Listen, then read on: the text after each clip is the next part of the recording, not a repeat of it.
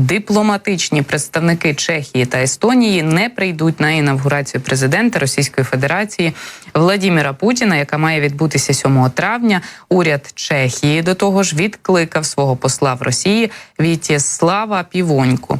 Міністр закордонних справ Чехії Ян Ліпавський повідомив про таке в інтерв'ю на чеському телеканалі.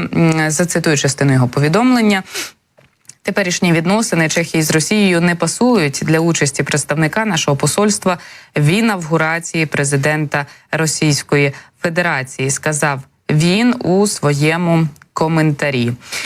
Посол піде з посади наприкінці травня. Ми інтенсивно працюємо над кандидатурою нового посла. Нинішній посол уже відкликаний. Я вірю, що новий посол Чехії колись з'явиться, сказав Ліпавський. Раніше ЗМІ припускали, що до дипломатичної місії Росії може приєднатися як заступник міністра оборони. Ну і, власне кажучи, конституційні чиновники вже деякий час обговорюють, чи варто мати посла в Москві, зважаючи на поточну російську військову агресію в Україні. У Чехії напружені дипломатичні відносини з Росією з 21-го року, після того, як чеські спецслужби та слідчі виявили, що агенти російських спецслужб причетні до вибухів у 2014 році на складах боєприпасів цієї країни.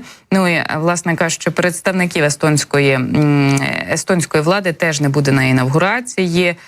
Естонія не може легітимізувати дипломатичні відносини з державою-агресоркою, і ми вирішили не відвідувати церемонію інавгурації Путіна.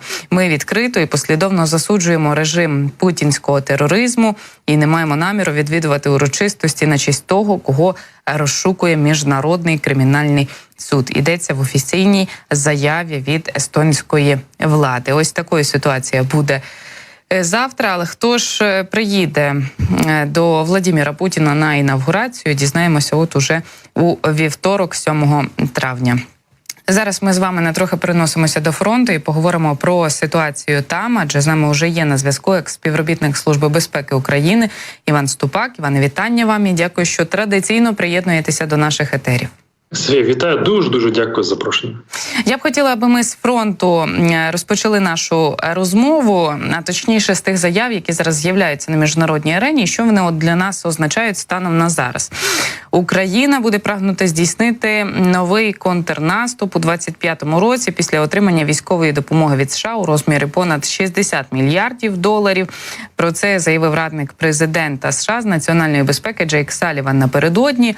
Наскільки це корелюється зі статтею The Economist про те, що наш наступ України можливий лише у 26-27 році, і наскільки загалом зараз доцільно, коли міжнародні чиновники, у тому числі часто американські чи з блоку НАТО, коментують українські потенційні наступальні операції, навіть ось так, як пан Джейк Саліван, з прив'язкою до якихось дат, років?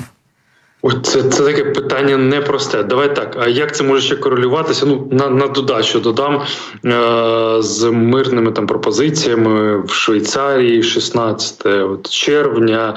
Тобто, я бачу бажання спілкуватися на тему миру. Бачимо, і Китай за це виступає. Ще раз, ми не проговорюємо зараз про умови, про кондиції, на яких територіях, але розмова в світі йдеться. Про західну допомогу. Окей, якщо навіть уявити собі, 25-26 роки, це вже буде 4 роки війни, це вже буде надзвичайно великий період. Ми бачили, як голосували Сполучені Штати за допомогу Україні. Це було настільки складно, настільки непередбачувано. За цей період часу, за майже 7 місяців, нам довелося втрачати свої території, і ніхто не гарантує, що наступна допомога, вона буде вчасно, чи буде вона взагалі. На минулому тижні вже були повідомлення від західної преси, що Джозеф Байден, він намагається відійти від теми України, сконцентруватися саме на внутрішніх економічних проблемах Сполучених Штатів Америки, бо ще раз війною живуть в Україні. Європейці та американці українською війною не живуть. Це тільки одне з питань на порядку денному.